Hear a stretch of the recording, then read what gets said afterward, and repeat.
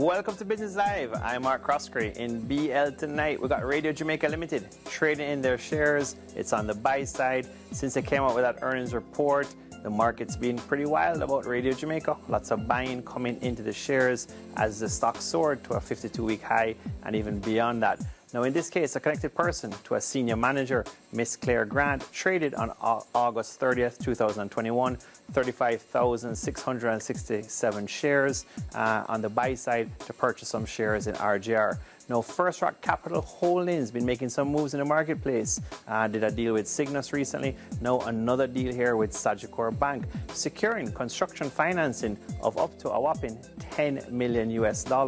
So as we mentioned, the deal done with Sagicor Bank, it's done via FirstRock Capital Holdings wholly owned subsidiary, FCH Jamaica Developers Limited. Some terms of the deal: 24-month construction loan for up to that figure, and the facility is for Ciboney Estates, which is going to be a luxurious residential development slated for completion in 2022 next year.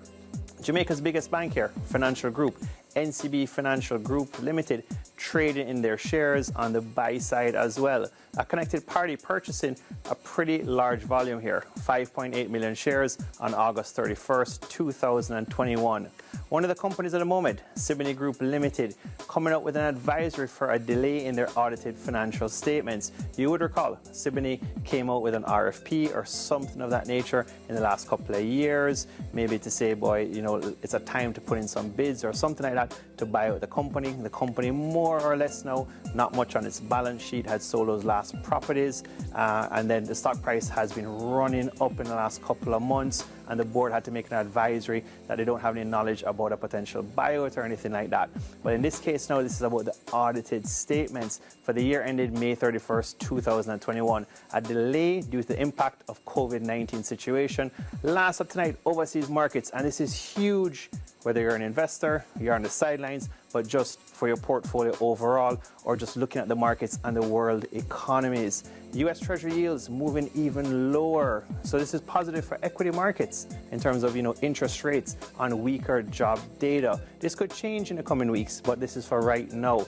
U.S. Treasury here sending the 10-year Treasury even lower to 1.29%, just under 1.3%. The 30-year Treasury bond to 1.91%. But look at that 10-year in terms of where the yield is now. That was raging a couple months ago, 1.7, 1.8, but now sending really down 1.3%. So this is as a result of fewer jobs were created in the U.S. than expected for August. I'm Mark Croskery. This is Business Live.